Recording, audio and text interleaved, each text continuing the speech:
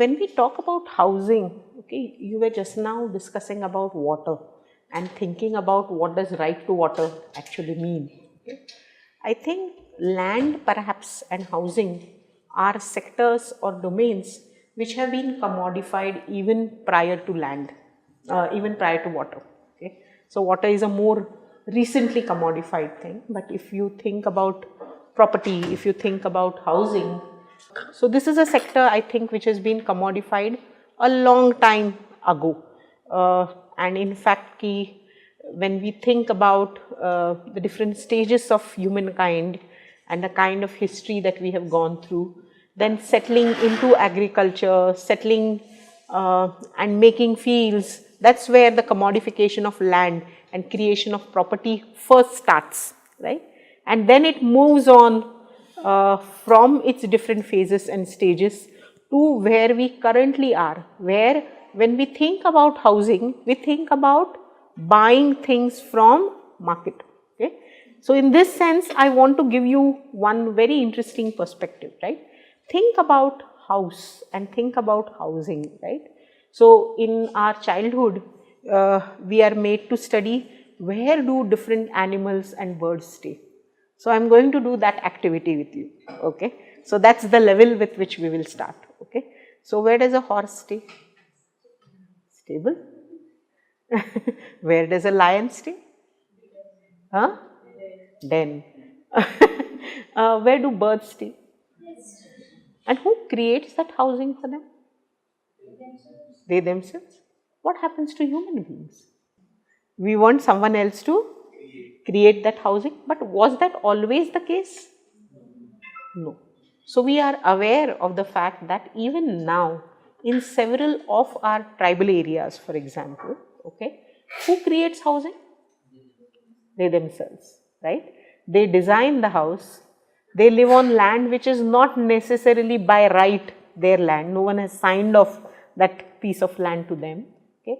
So in my own work with tribals, what I have often seen is that there is a couple which gets married, it separates just 2 or 3 days prior to the wedding, okay. All people in the village gather together, there is a hut which is constructed just a little bit of a distance away from the original house that the person has been staying in, okay. Its material is something which is brought locally from, and a new hut, a new house is created. Okay. Of course, this house is very, very temporary, right, because it is made of materials which are temporary. It is always replaced, reconstructed, rebuilt in every 2 or 3 years, okay, or a little more if your access to forest produce gets reduced. Okay. But remember, human beings are also capable of creating that own house, right? And in that sense, the relationship of human beings to house, okay, is something which a philosopher of housing called John Turner, okay, he talked about and made a difference between a house and housing.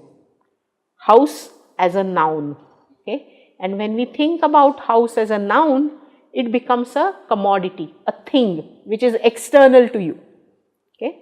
And on the other hand, you have housing. And what does housing mean? Housing is a verb. A verb is action. A verb, you're talking of urban action school, a verb is action, right? So what does housing mean? Housing means human beings getting involved in creating shelter, in creating housing for themselves, okay, which means their creation is involved somewhere, okay. Now if we start thinking about it, the kind of process that we are seeing currently housing and our relationship to that house is completely different, because what do? We basically imagine today, if you open up any newspaper or perhaps even drive along the entire highway from here to the airport, you will come across ads of several kinds of houses, right? Okay. Like one of the ads which I saw on Hyderabad airport just yesterday while coming was redefining spacious living. Okay. So these are large 3-bedroom corner apartments. Okay. Now just think of it, spacious 3-bedroom living. Okay. Now what is this telling you? What is your relationship to that house? You basically buy things.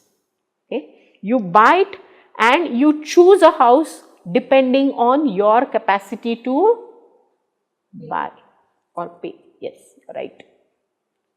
What else is the relationship? Who creates the land? Who determines the land? Who procures all the materials? What are the materials? How does that design of the house get created? Who approves that design? Who decides whether it is legal, illegal, whatever? Who constructs that house? Okay, and who stays in that house? Who creates decor for that house? Think about it. Each of these have been created and transformed into their own industries. So there are industries which create the back end, right? Whether it is cement, whether it is wood, whether it is bamboo, all of this is procured, or steel and glass, which is now very frequently used in housing materials, right? So all of these are independent industries by themselves. When you think about land, planning, design, all of this comes by the state, right? Design is something which is professionalized by architects and by engineers, right?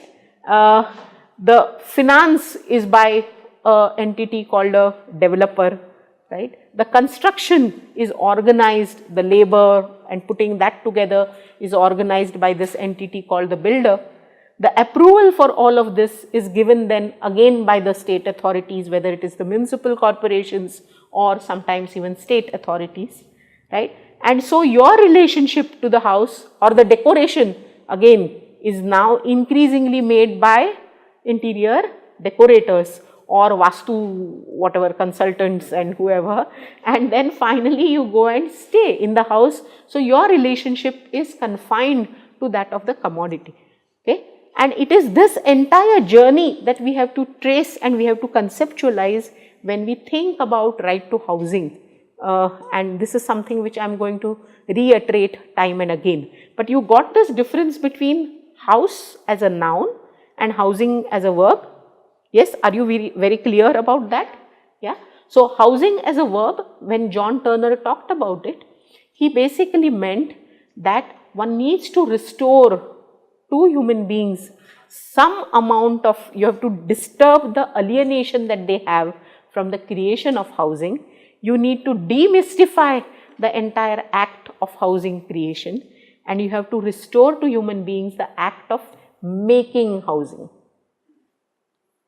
Okay. And what would that mean? And that has a very important implication as we move further into thinking about both the commons as well as the right to city. So I am first going to situate myself in the contemporary situation, because we have taken a long historical view and looked at how things were for birds and animals and human beings in history. But let me start from the contemporary, and then if required we can go and do a back and forth between the past and the present. Okay. So one of the most contemporary views you will see everywhere is that there is a housing shortage. Have you heard of this term? Housing shortage. Why is housing expensive? One of the most contemporary issues is housing is expensive, housing is unaffordable. And why is housing unaffordable? Is basically because there is a shortage of housing. So you need to construct more housing. So housing shortage is a very contemporary notion. Okay? And therefore we need to think of this as a big issue and begin to think from there. So if you look at shortage is a very demographic view. So if you actually begin to analyze how is this concept actually arrived at, what is housing shortage? Okay? Go back to the workings of the technical task force. Okay? So what they do is, they look at the rise of population. Okay? They look at access to housing which is there currently. Okay? Are you getting this? Contemporary population divided into households. Okay? So you assume around 4 to the particular size which may be predominant in a particular area. It currently in India it kind of ranges between 4 and 5 somewhere, a household size. So you come to the number of households, okay. Then you look at the number of houses which are of, I would say, safe and livable quality. Livability is another adjective, another I would say concept which is introduced. You minus that, okay, and then what you get is housing shortage. Okay, are you getting this? So it's a very, very demographic kind of a view. So what you do is, as I said later, these are houses produced in relation to the number of households, and then you minus inadequate housing from that. What is inadequate housing? Housing which is not considered up to the standard. Okay. So whether it is temporary materials, that housing is out, it is not considered standard. Okay. Or whether this is housing which is illegal, then that's not considered standard. Okay. Then you also have obsolete houses. Okay. Now what is obsolete housing? Obsolete housing is linked to age. Okay. So generally, as a thumb rule, all housing which is more than 30 to 40 years old is considered obsolete. Why? Structural impacts, right? Because structurally that house starts weakening, okay, and therefore often most redevelopment kind of things begin after 30 to 40 years. Okay. Now this is also of course debatable, because in cities which are of the colonial era, you may actually see much older houses which are built in a very safe manner and with buildings which still seem sound, and on the other hand there may be more recent buildings which are actually on the verge of collapse, right? So it's a very debatable thing. Each of these things in fact is debatable. What is inadequate housing? What is obsolete housing? And the third thing which is discounted is congested houses. Okay. Now what is congested housing? Congestion again is a very, very important subcomponent or subconcept of this housing. In New York, for example, congestion is defined by more than one person per room is congested housing. Okay. More than 2 persons per room is actually defined in New York as akin to slum housing. Okay. So that goes under the definition of slum. Okay. If you start thinking about India, the definition which is adopted is a married couple having to share living quarters, a room, is called congested housing.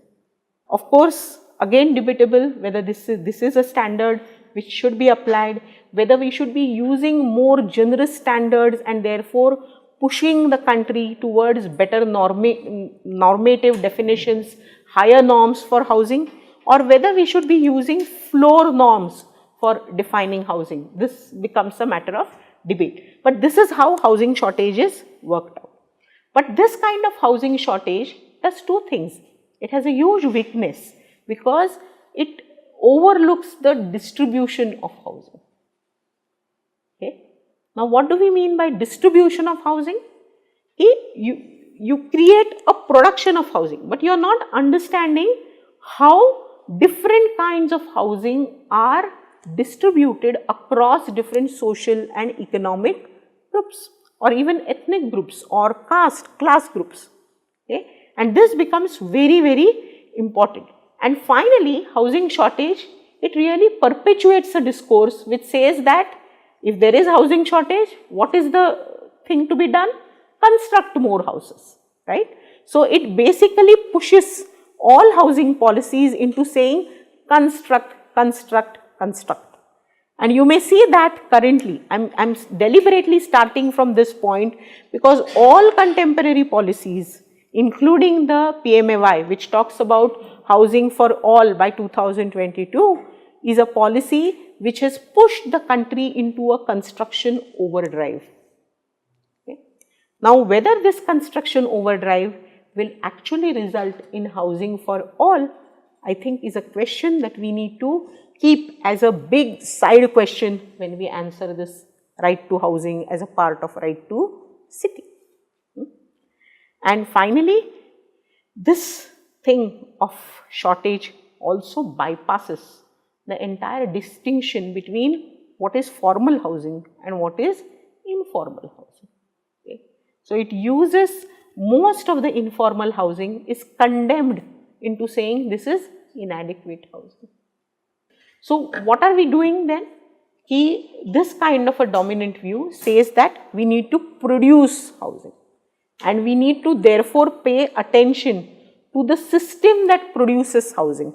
Okay. It wants to be an enabler and loosen up that system so that it can produce and construct more. Okay. So, for example, what is this system that produces housing today? As we briefly discussed that towards the start of the lecture, where we talked about you require land, right, and you need to therefore free up land. Okay. Land was seen previously in the country as very much an aspect which was to be tightly monitored and regulated by the government, okay, because private interest does not act in public interest, it cannot produce public good. So, therefore, governments create laws by which government can intervene, it can control, okay, both the access to land for several groups. Okay. And so, what should be done in a system that enables lots of construction is to free up those restrictions on land. Okay. Similarly, construction regulations, construction permissions, okay, are also seen as a area where there is very tight government control, whether by state governments, central governments or municipal governments. Like there are several developers who report that in a city like Mumbai, you have a total of 65 permissions which need to be taken for any housing project. The transaction cost for these permissions itself ranges to anything above a lakh per house, okay, and the time period taken is anything between 3 to 9 months. That is the kind of delay in construction. So, what would this kind of regime, if you have to construct more, you have to make this into a simple system. Okay. So, that is what this system is encouraging. The third part is finance, right, because in the current kind of system of creating houses, you require lots of money to construct houses, right, because you think of not a single building, not a single house, but you are thinking of projects, townships at that scale. So, imagine the kind of money and the kind of line of credit that you may require. So, what this means is also facilitating credit, low interest rates for developers, and on the other hand also credit for people to buy houses. So, these three become the primary systems. There are others as well. For example, what happens to the materials, cement production, facilitating more of that, okay, or facilitating access to other materials, etc.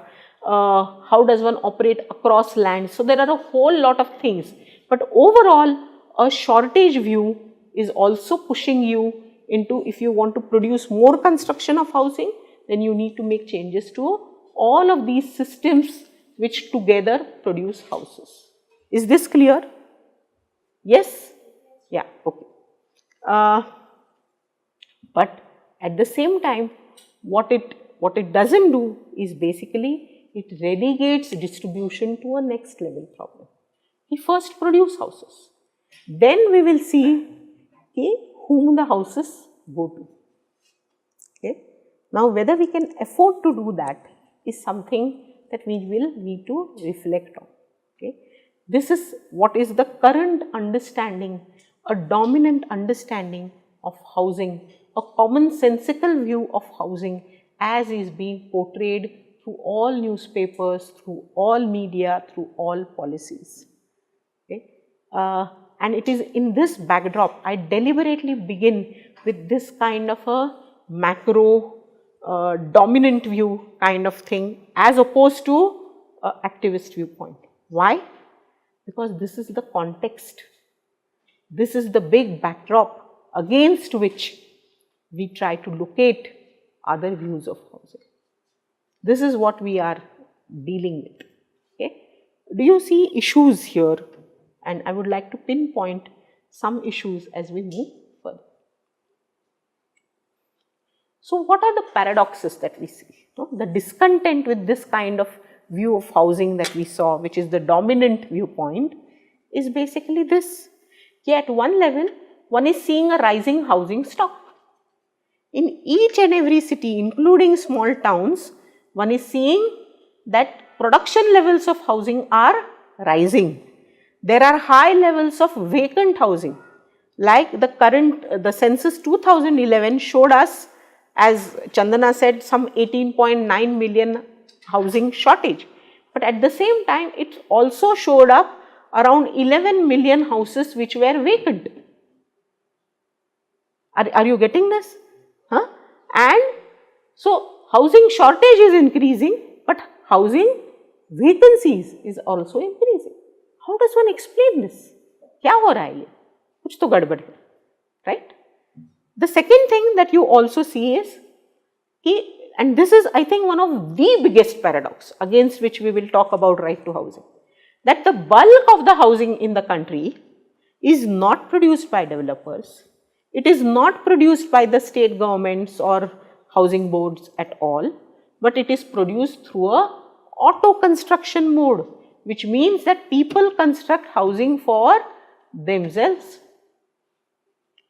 Most of it is considered unauthorized, illegal, inadequate. Okay? So, now you have a classic problem. Housing which is considered formal, authorized, legal is something which is unaffordable, and housing which is actually affordable and being built by people is considered inadequate, unauthorized, illegal. Okay. A third kind of contestation and a paradox that we see is that at one level, how many homeless exist in the country? There are huge contestations over this, and you see rising proportions of homelessness in all cities. But along with that, there are several cities and now a countrywide scheme which promises free housing or nearly free housing, where you only pay 10% or so of the overall housing cost. So, how do these housing paradoxes actually coexist? Yes? So, what we need to think about when we think about right to housing is to navigate our way through all of these paradoxes and really think about what is this right? To what are we seeking a right? Are we seeking a right to an apartment? Okay. Government will say, we have given you that right.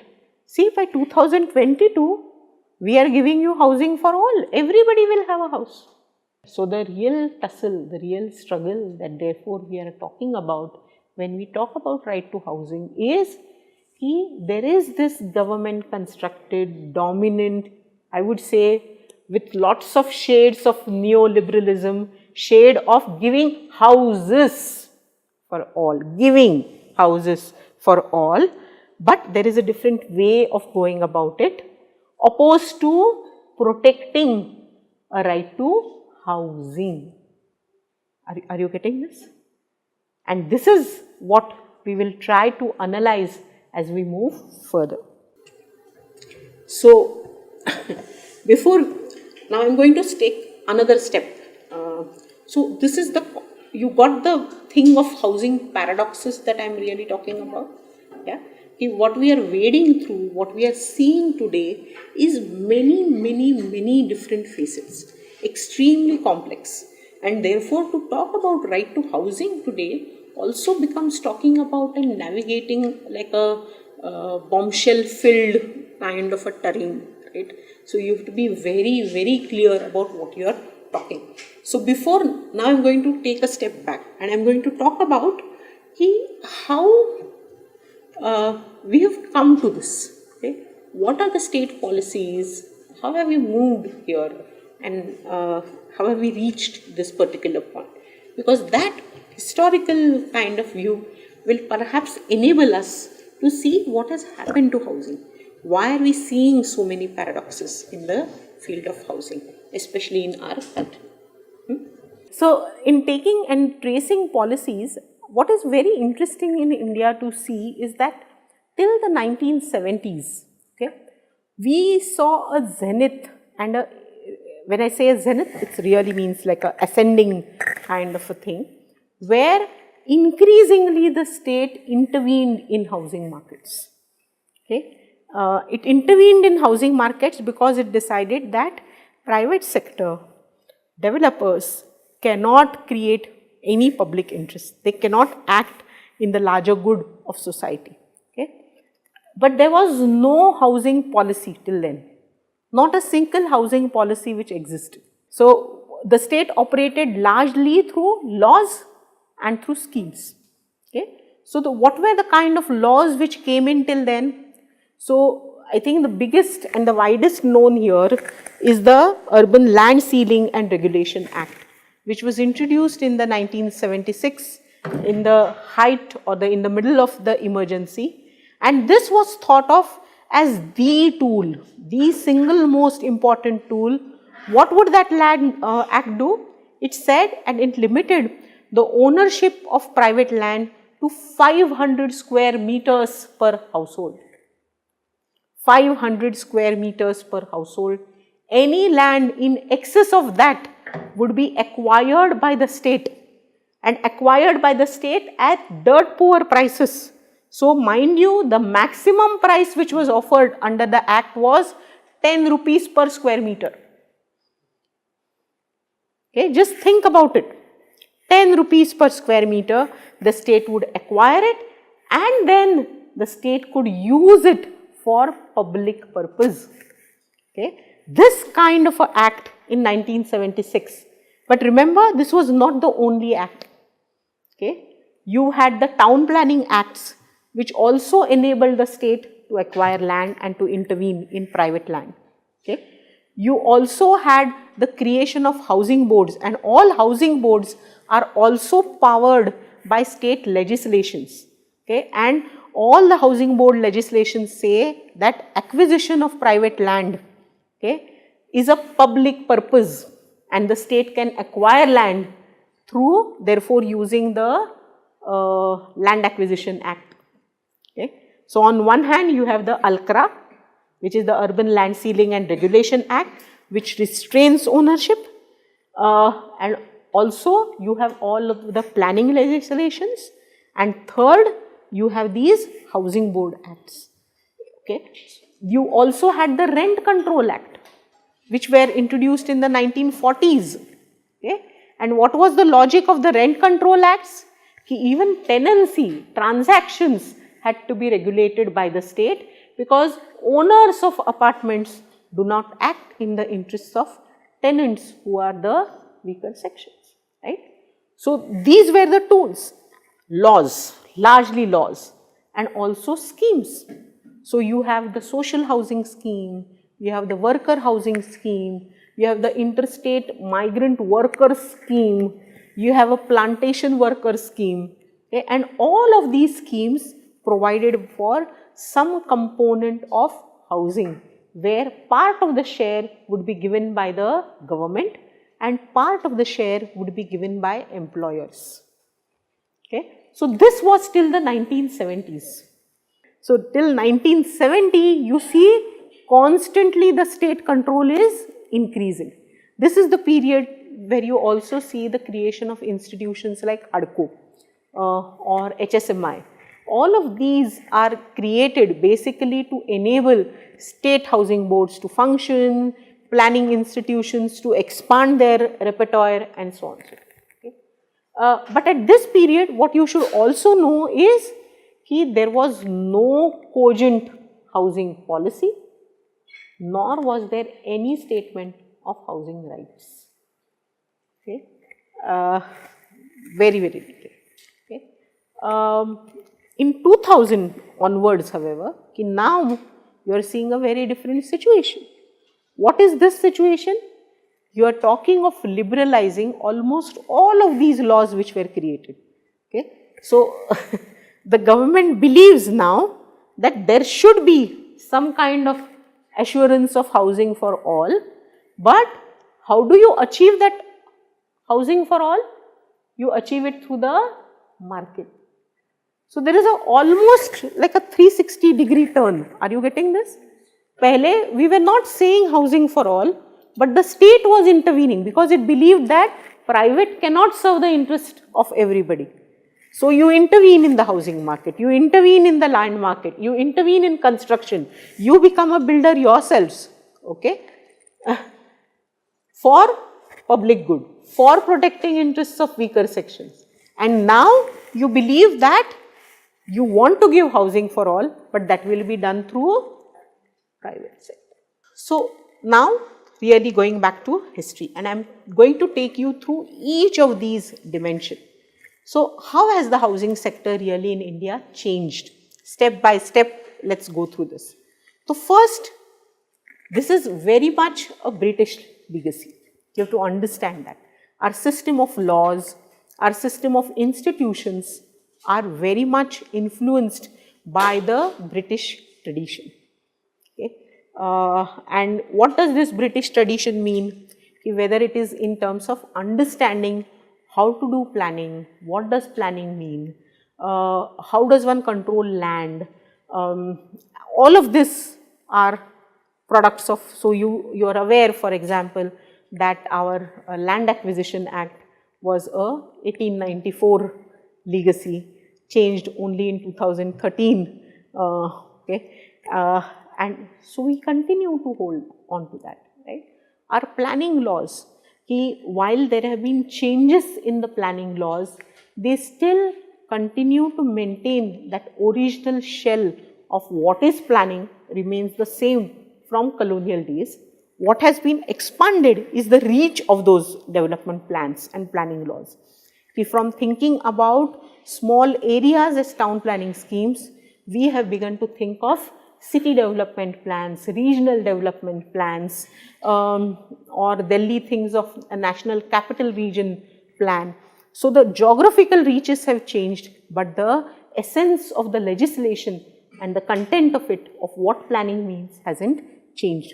Okay. So, so what does this British legacy actually mean?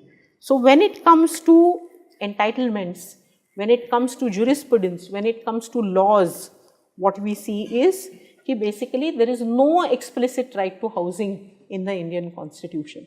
Okay. There are at least now a bunch of about 10 to 12 constitutions throughout the world which explicitly recognize a constitutional right to housing. Okay. South Africa being one, Peru being another. So these are constitutions which have a right to housing. Indian constitution does not have an explicit right to housing. So what has the right to housing been thought of as Chandana was saying, it has been emerged as largely from a very liberal interpretation of the right to life. Okay. So you see judgments emerging in the 1980s which have talked about right to life means right to dignity. And if you have to live in dignity, it means that a person should have adequate housing, livelihood, water and other conditions that facilitate life. That is how the right to housing has emerged. Okay. But what this also means is that jurisprudence can also change. So the liberal jurisprudence which existed in the 1980s is not the jurisprudence which exists today, right? Because jurisprudence is a matter of interpretation as well. So you increasingly see legislations and judgments which will talk about, like there is this very famous Delhi High Court judgment which talks about rewarding a slum dweller a free house is like rewarding a pickpocket. Are you getting this? Okay, and this is the about turn that you see, literally. So in the 1980s, when Justice Chandrachud says and links the right to life to right to housing, you have a very different interpretation being given by another justice in a case which had nothing to do with right to housing at all. It was a case linked to solid waste management. It is a Almitra Patel case, a PIL, and where what was pointed out was that there were some encroachments on the land which was supposed to be a landfill site. Okay. And it is in this connection that the Delhi government submitted a scheme which was to be for rehabilitation of slum dwellers. And this is when the judges said that rewarding a slum dweller with a free house is like rewarding a pickpocket.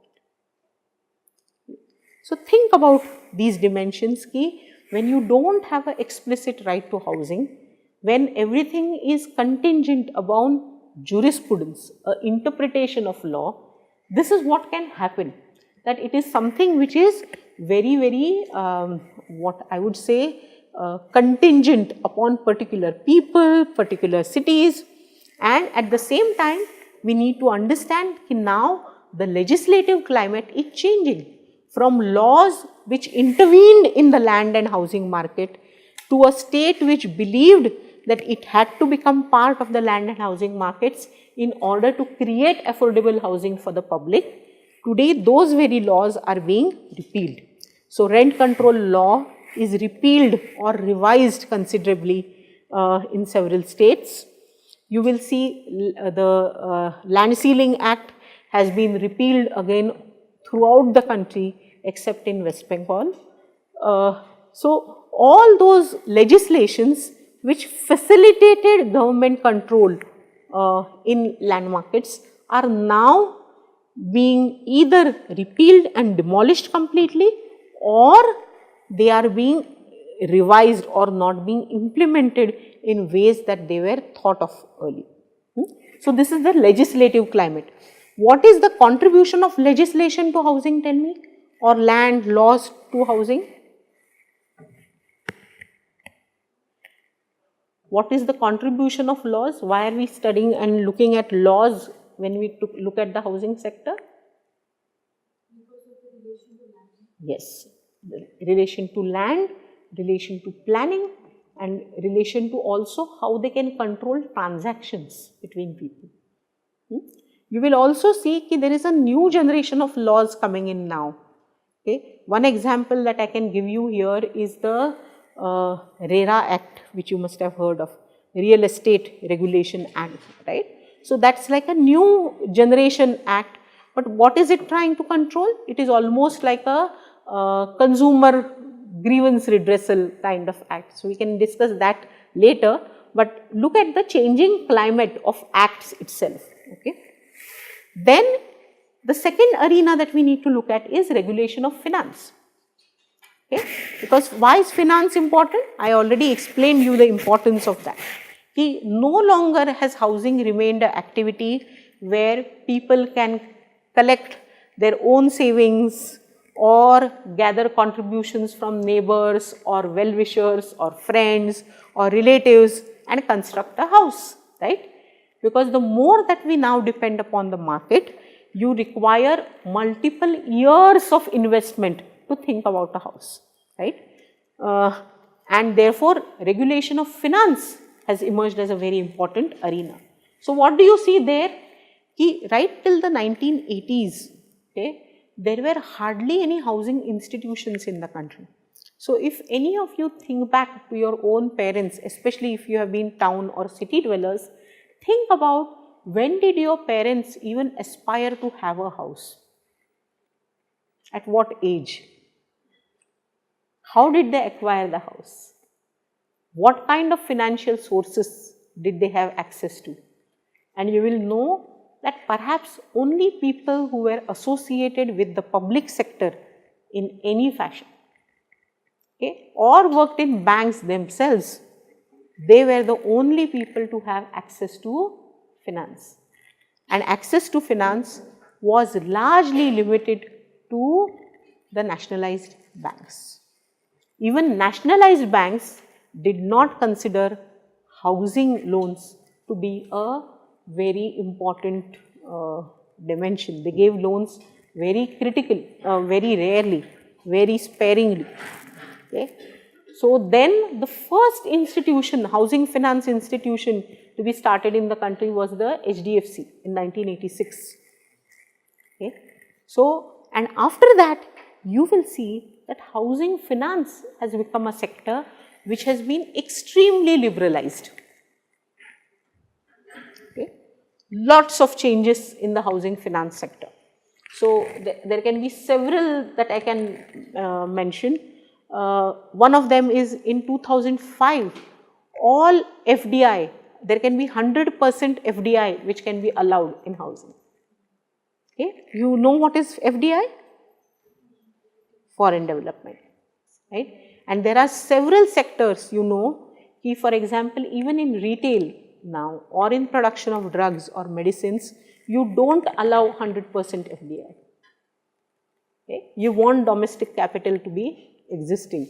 So that's the way in which things can, or firms, international firms can enter India. But housing is a sector where 100% FDI has been allowed since 2005. Okay. So it's one of the most liberalized or internationalized sector as compared to other sectors in the country. You should also know that now there is this, one of the biggest impediments to housing finance was the non-clarity of land and housing titles in India. Okay. Or even now it is one of the biggest impediments. The land titles in India are not clear, housing titles in India are not clear, and therefore there can be multiple claimants who can erupt at any point in time, right. So for that there is also a new law which is called the Serifa, something like that, which is basically a law which allows the quick recovery of all land surface.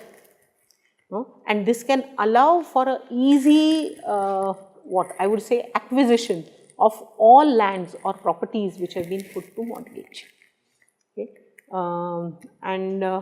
This is, till then you basically have even a legislative mechanism where houses which are claimed as residential houses cannot be quickly taken control of by the mortgaging institution.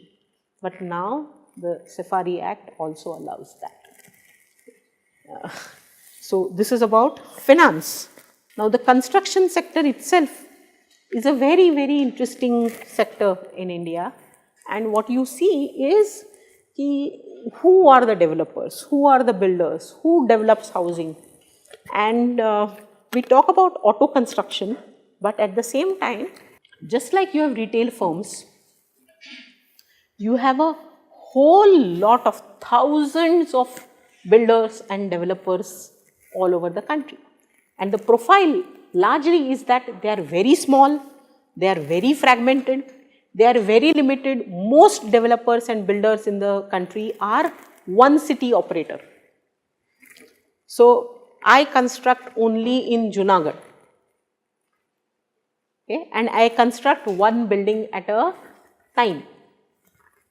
Okay. Now, however, after the finance and liberalization of land laws, what you now see is a gradual increase in the numbers of multi-city players, interstate players, and also global players who are coming in. But how did these kind of players choose to be in construction? That is also because a lot of construction in the country was very, very contingent upon a highly complex, localized knowledge of where are empty lands, which lands are developable. And that is a knowledge which only local government, so those people who have got good networks with the local governments in each city, it required that. That's the kind of complexity of knowledge which was there. Which land can we actually build upon? Okay. Where are the opportunities for construction? And when that was not a very legible thing, ki if any outsider wants to see, ki okay, give me the map, can I see empty plots? Which are the ones which are non-encumbered plots? It's impossible to see. So when that knowledge is very highly localized, you tend to have very local players. And then with capital attributes that you talked about earlier, right? So you had these, but now what you begin to see after the 1990s is that increasingly you have multi-city players. Okay.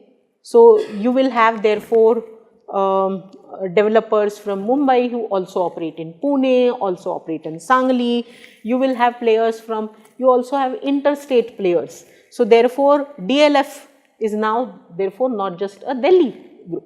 It also becomes a national. So it has its presence in Bangalore, in Hyderabad, in Mumbai, in Pune, several other places, in Goa as well, right? Or you will also see international players, Omax, right? DLF is also becoming international. But more than I am talking about Indian players becoming international, you are seeing the entry of international players and real estate operators also in India. Now, the trajectories of construction, trajectories of capital for all of these are very different. Understand this. If the local players require local laws, networks, complex knowledge, highly localized knowledge, what does this other require? Finance at a very high scale, right? They also require laws, knowledge of land, which can be very visible through a map, something which is very legible. Okay? So that's the entire knowledge terrain on which one is talking about. And that's a shift that one is clearly seeing. So when it comes to land, land and planning, I see these as really mutually constitutive when it comes to urban land, right? Why? What happens to urban land? Like my simple definition of planning and what it does to urban land is, planning is a function which arbitrates between users of land and uses of land. Uses of land and users of land. Because understand that land is one of the most competitive elements in a city, right? And you can create anything anywhere. That's the other attribute of urban land. What once was a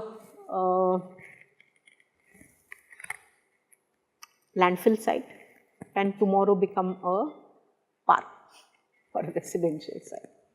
What was a lake yesterday can become a what? Both a waste site, a dump site, a park, a residential site, a stadium, whatever. Are you getting this? So anything can be anything. The Central Park in New York, which is a nicely wooded and forested area, was once the site of what New York defined as slums. New York defined as slums. Okay. So वो जाके वहाँ पे forest आया है.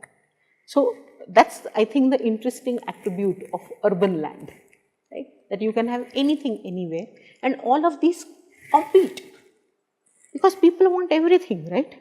People want roads, people want houses, people want smashan bhumis, people want schools, people want hospitals, people want dumping grounds, right? So you have a constant competition between uses, okay? And you do not want your land to go under a negative use. I would like, suppose I own a plot, I would like my plot to not go under a garden, but I would like my plot to be adjoining a garden. Why? Because the value of that would increase. But suppose my plot adjoins a dumping ground, then the value of my land depreciates. Are you understanding how this competition is kind of created? Okay. And what does planning do? Planning is actually allotting these values. And it is also arbitrating between different users, right? Residents, industries, commercial interests, developers, bureaucrats, landowners, right?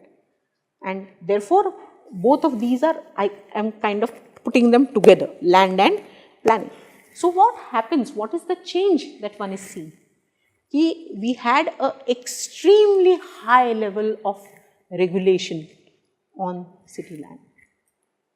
Okay? So it was very, very difficult to procure land unless you had developed very strong networks within the bureaucracy. Then finally, what is very interesting is, we are talking so much about housing for all, but very interestingly, if you look at the central government budgets for housing, they have consistently remained under 2% all years after independence, even till now. So even now we are thinking of creating so many houses, but the budget for it is still 2%, which means where will the money come from? The thing is ki the government believes that it is private sector who has to bring in the money. Government support now will only be used for facilitation. So now what we come through in these transitions is, I am going to present two perspectives on housing which are currently in conflict and in tussle with each other. So the first perspective of housing is a foothold. A foothold in the city from which other opportunities can be accessed. So understand here, housing is not the main goal. Housing is what? A foothold. What is a foothold? Just one rung of a ladder.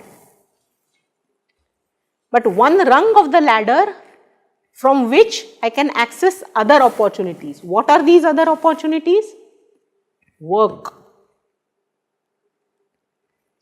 education for children, perhaps a prospect for better health care. These are the things that I look forward to. Housing is something that I compromise on, right? So given this kind of a perspective, therefore, what are the attributes of housing then? Housing, the quality of housing, what it is at present is not the thing of concern, right? That one looks at quality as a thing which can be incrementally developed. Okay, what do I mean by incrementally developed? As mobility in life would improve, quality of housing would improve. If that mobility in life doesn't improve, quality of housing may not even improve, it may also deteriorate. Remember, there is a contingency there. But I would continue to, let's say, ki now there is going to be monsoons, so I will put on a plastic. If I can afford it, I can raise the foundation levels of the house so that water doesn't enter in. Okay. From walls made of plastic, I may change to an unburnt brick wall, or perhaps to tarpaulin sheets, or I may use asbestos sheets, right? So, and from asbestos sheets, I may move to kacha bricks and then to a pakka wall, maybe to a pakka floor, maybe to a slab, maybe do a 1+, maybe bring a tap to the house. Are you getting this? All of these in increments, contingent upon other things. What therefore we look at house as never a finished state. It's a work in progress. Okay? And it requires that ability, and it has to have the attributes to expand, increase, right? It also becomes, what is the strategy with respect to land? That I occupy land and I upgrade marginal land, because in a city, land which is considered to be fit for residential use or marked as residential land under a planning zone is never ever going to be affordable for me. So typically, what are the lands which get occupied by the poor especially? Are lands which are marginal, under high tension wires, near drains, near rivers, on the hills, in the forest, near quarry sites, on pavements, near railway lines, near smashan bhumis or burial grounds, interstitial lands where there are huge property and boundary disputes, mangroves, swamps. All of these are marginal lands, which often no one claims as high value lands or are considered almost no value lands. Okay. These are the lands which then get occupied. What is the strategy? Not of buying, but it's basically of occupying and then upgrading these gradually. Again, the same strategy for the house, the same strategy for the land. And so you will also very interesting story I am reminded of here. I came across a woman once in the ward that I work in, and she was telling me she came here as a widow with a young child, and the local Dada told her ki, "Theek hai, you can take this land free." Okay. And still the house that she was living in was an 8 by 10 house. So I asked her, if you were getting this land anyway free, why didn't you occupy a larger land? Okay. And her answer was, Tai, when I came here, this was a swamp. So to even occupy that 8 by 10 square feet, I had to put in something like 15 bags of gravel and rabbit which had to be put in. How do I afford that? Are you understanding this? Because remember, occupying, many of us imagine, is a very easy strategy. That occupying means just staying and putting up things and putting up bamboos and putting up shelters. It is not so easy. Okay? And which is why you will still see in several settlements everywhere, in Bihar, in Maharashtra, in Delhi, houses in slums are not very large houses at all. Okay. We are talking of marginal livelihoods, we are talking of marginal lands, so forest lands, hillside lands, quarrying lands need to be levelled, swamp lands need to be filled, right. So there are several of these cares that you need to take. And then finally, that this occupation and the improvement of housing is very, very contingent upon the kind of politics and the kind of networks that you will build with a variety of people, including politicians, including service givers. This is a second kind of perspective of housing, and which again is something which is very prevalent in India, that housing is appropriation. Okay? And I am clearly calling it appropriation. How do you appropriate housing? You basically make claim upon state and its institutions. So you need to have people here who can access the state, who can access the different, whether it is the housing board or whether it is the collectorate, okay, who may give plots from time to time. These are also people who can access and make claims upon finance, lands, institutions and information. A scheme is coming. This is what you require. These are the documents. You have the documents, right? and then you can make access. And finally, this is also a perspective which talks about, it uses public interest as a front constantly.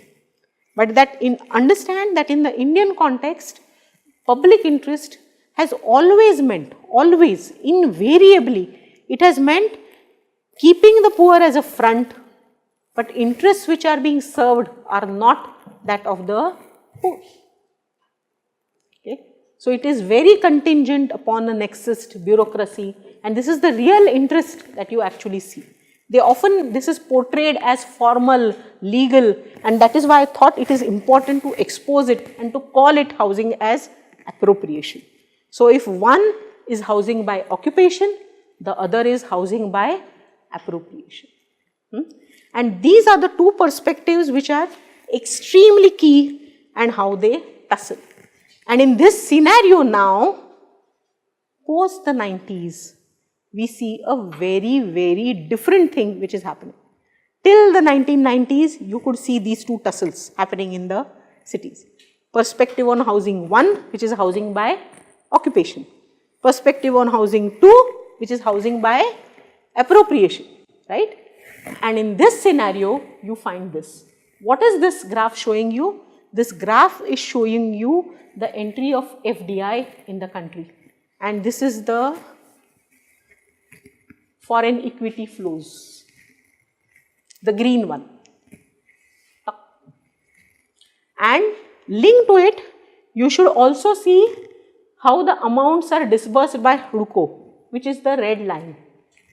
HUDCO, I am telling and bringing to your attention as the institution which reimbursed all the nationalized banks. So, it was the housing finance in the country. So, you are talking of global interconnectedness, you are talking of huge financial inflows into India, and therefore trying to change the contours of the Indian housing market as well. So, this is the period that I said ki it was in 2005 precisely that 100% FDI was allowed into India in the housing sector. Okay. You will see now that the entire so the last year here is 2014-15. Okay. You will, if I trace this post 2015, you will still see that there is a slight ascendancy, but slight ascendancy of the FDI market. And what is happening here now, you will see is that even though it doesn't show the same high as before, you will see that now housing, the characters and attributes of housing have completely changed in India. Okay. So, we talked about housing as appropriation, we talked of housing by occupancy, but both of these houses were houses for living. And what you will see now is that the same basic character of housing has completely changed. Okay. So, when I talk about the FDI market, it should actually stimulate a whole lot of construction. Okay. It did, but it created a different kind of construction. So, this is what now, let me talk about financialization. I am sure you have also heard it with respect to other domains of the urban sector, but which is a very critical one. What I am going to restrict myself is to talk about how financialization impacts the housing sector. So, what is one seeing the impact of financialization on housing? One, you are definitely seeing globally connected real estate markets. Okay. So, today several of our top 10% people would be talking of houses in multiple places all over the world, right. So, our page 3s are suddenly have a house in London and a house in Dubai, right. These are become musts for them, right. And and the same you will perhaps find ki somebody vacationing in Mumbai, right, ki the Indian capitalist star who kind of comes to vacation in Delhi or Mumbai or whatever. Then the other impact is that the role of financial institutions and financial instruments increases a whole lot. Okay. So far we talked about land, legislation, planning, construction, knowledge, All of these become important as a system which constructs housing. But overriding all of these components now, it is finance which becomes the most critical component in housing, and that's the impact of financialization. Okay? That what is the amount of credit, what are the financial inflows, outflows, what are the stamp duty rates, all of these become important factors. And simultaneously, new financial instruments evolve. What you talked about Freddie Mae and Fannie Mae are basically institutions which started as housing loans, simple housing loans. But then there are institutions like Lehman Brothers, etc., who created derivatives and investmentable products based on that, right? So you have new financial instruments that get created. That's a very, very important impact of the financialization of housing, that you create new financial instruments. You make planning instruments into finance instruments. For example, FSI, floor space index or floor area ratio, was always thought of as a planning tool. Okay? But that planning tool now becomes a much more important financial tool. Are you understanding this? Why, how, and how does it become a financial tool? You say to the developer, instead of the state giving subsidy in cash or in credit, it will say, I will give you extra FAR. Okay? In Hyderabad, for example, while constructing the metro, one of the forms in which the metro constructing firms were paid is by giving them extra FSI and TDR all along the metro routes.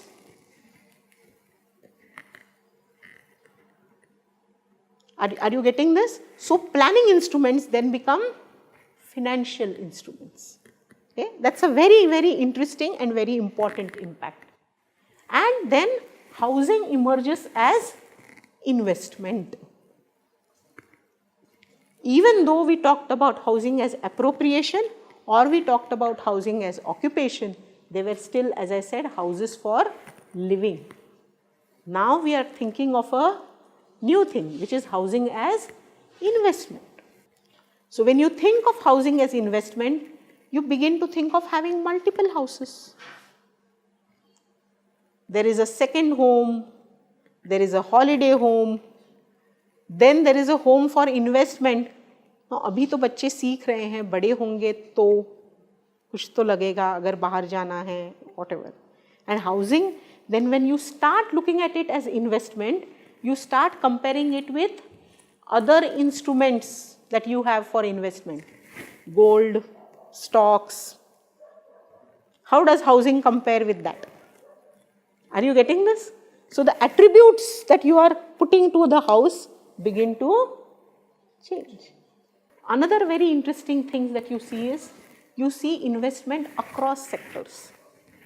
I don't know again whether this is an attribute of new age capitalism that you have seen or studied before in this class or anywhere else. But one of the attributes that you will see is capitalism produces growth, expansion of multiple kinds. So it can result in horizontal chains. What are horizontal chains? Let's say you have Disney, which started as a cartoons kind of thing. It went on to building amusement parks. From amusement parks, it went on to films, entertainment. It went on to becoming a distributor firm within entertainment. Are you getting this? So there are horizontal acquisitions. Within the same sector, you acquire other things. There are vertical things. Like you also, if you are in the production, you also do distribution. You also pick up some of the ancillary industries. Okay? So there are different kinds of expansions which can take place, right? Now, therefore, what you see is housing mein, you have players which are across sectors which are coming in. As the value of investment in housing begins to increase, okay, you have other kinds of firms coming into housing and housing firms also moving to other sectors, but several new kind of actors coming into housing. So we were looking at how the housing policy discourse has changed. So now I am going to go back to the system, housing system that produces houses, and we are going to see how that is getting redefined now. So if you look at the 2013 Land Acquisition Act, it restricts the role of the state, the LAR Act, and it's made therefore land acquisition by state very difficult and very complex. But at the same time, if you look at the property rights regimes, they continue to be very, very complex in the country throughout. Okay. Finance, I think we already talked about this. It is highly liberalized, it globalized, but at the same time what you have to remember is that in India the penetration of formal finance is still less than 10%. Okay? So 90% people who do housing largely do it on the basis still of either private loans, loans from or loans which are friendly loans or private loans, okay, largely. If you look at planning, you now begin to see that the full comprehensiveness of planning, the way it was imagined in the 1970s, that has now been minimized, it has got restricted, and now planning has become much more project approach. Okay. So you see lot more projects which are like, and so you don't see a plan which is there for 20 years and it remains static for 20 years, but you are instead seeing a whole lot more projects. Okay. You are also seeing कि within infrastructure and settlement, there are a whole lot of disjuncts which are happening. So infrastructure projects are being pursued as an independent strategy, housing projects are being pursued as an independent strategy. So there is no relationship which is being built in the two. In terms of housing boards, which are I think catching the worst of all of them. If you look at housing boards today as institutions, they are from being builders of the state, they are now expected to become facilitators.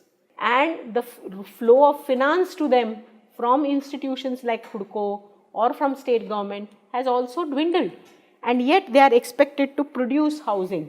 So they are naturally with hardly any land, with very little finance, expected to function on the principle of cost recovery. What is happening is many of them now have started redefining what is affordable housing. Okay? So you will see the terms of affordability as in the houses produced by them changing very much, and we have done a few case studies of Maharashtra Housing Board, the DDA housing, which really tell you how things have been changing, and what is defined as affordable or below poverty line housing is something which definitely does not correspond to definitions of BPL and others. Okay. And now we come back to our beginning. So what are the key elements of the contemporary housing discourse? One is housing shortage, and we already talked about that right at the beginning of this entire slides.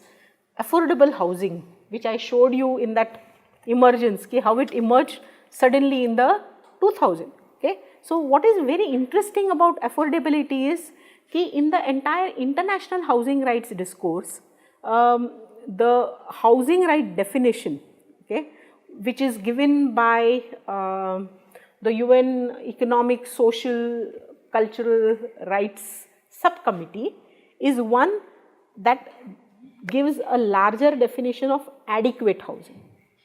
It talks about adequate housing, and adequate housing has got 7 different subcomponents, which include affordability, which include a good location, which include habitability, which include livability, which include cultural adequacy, okay, which include security of tenure.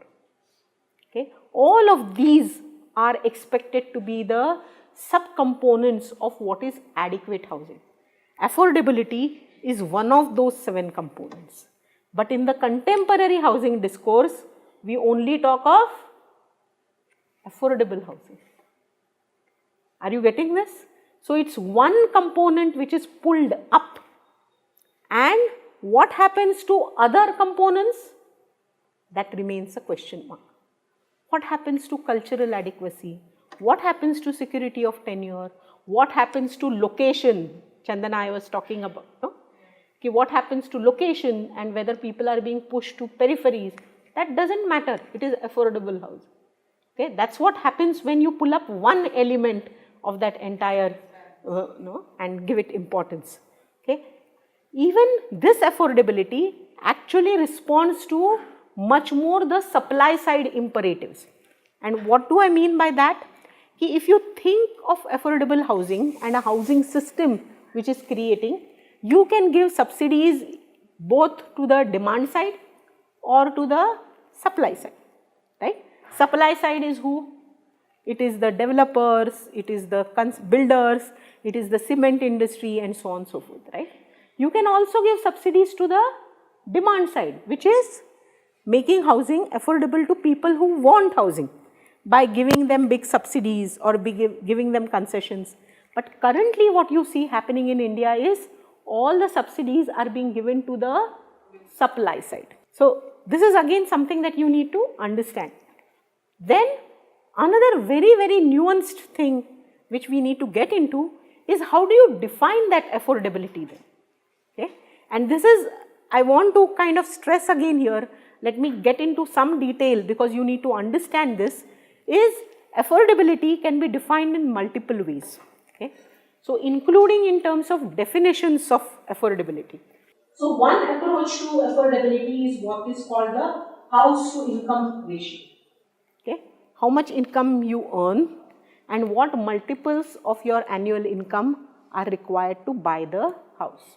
Okay? One thumb rule usually followed is that if a house is about 3 to 4 times your annual income, then the house is considered affordable. Okay? Another approach to looking at and defining affordability is what is called the residual income approach. Now, what is meant by residual income approach? This is an approach which believes that we need to think of all the needs of a particular house, where they need to spend money on. So this may be education, this may be health, this may be daily living, other kinds of consumption expenditure, and then you need to look at housing affordability depending on what is the income which is left after all of this expenditure is taken care of. What is the difference between these two approaches? The first only looks at income. It doesn't look at other liabilities of a household. The residual income approach also looks at other liabilities of a household. So when I was talking about redefinition and how the contemporary housing discourse is being created, this thing of the role of the state and how that is changing is also very critical.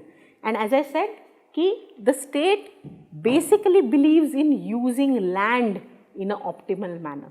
Now, what is this use of land in an optimal manner? Okay? And this is very critical again because one of the motives of the international financial institutions is that in Indian cities, land is being used in a suboptimal manner. So, what is optimal use? High value land for high value uses and low value land for low value uses. For example, several of our slums which are low value uses are located right in the central city, which is a very high value. Right? And you will find, therefore, you are not able to, or the government is not able to make very high money. Okay? And therefore, the way land is being used just now by the state in order to move towards this optimal use of land by expanding. So, you have high density cities, but instead you want high value city which utilizes all the land to its complete potential. So increase the FARs, increase TARs, shift the low value users to the periphery, bring high value users into the center of the city. That's the kind of direction which is being followed by the state in order to look at this contemporary housing discourse. We are also interestingly using the control. So the state is unwilling to leave control of land, okay, but it is using those controls on land to create discretionary spaces. Okay. You create several exceptions which you can award to different entities to create affordable housing. Okay. That's the way in which housing is being redefined. You also see another thing, which is you don't recognize occupancy. You are defining housing now through ownership. You are creating property. Okay. And this formalization, thinking of housing as property which is linked, which has a legal entity, which is legally recognized, not to be occupied through actual acts of claiming. Okay. This has a very important implication. Why? Because it will have a shift in access regimes. So finally, I think in terms of land, what is happening? So far what we saw is that the poor and those with very few resources at least could access marginal lands in the city through occupancy. But where we are headed now is basically that even these lands which were occupied by the poor, which were marginal lands, are now being converted into high value lands. Okay. They are being pushed out of there. New lands are being increasingly regulated. So access to new land is becoming very difficult. So in many large cities, what you will find is that the formation of new slums is becoming difficult. So you will see an intensification and a densification of older settlements, much more than the formation of new settlements. And this itself also worsens the living conditions within settlements. And informalization, what I therefore give you an example is, informalization from being the tool in the hands of, or as a strategy being used by weaker sections, is now being used as a tool in the hands of the more powerful. They are using and moving and creating things in an informal manner. So this is how we come, when we saw financialization, this is how the entire thing linked to financialization is actually redefining the entire sector of housing itself.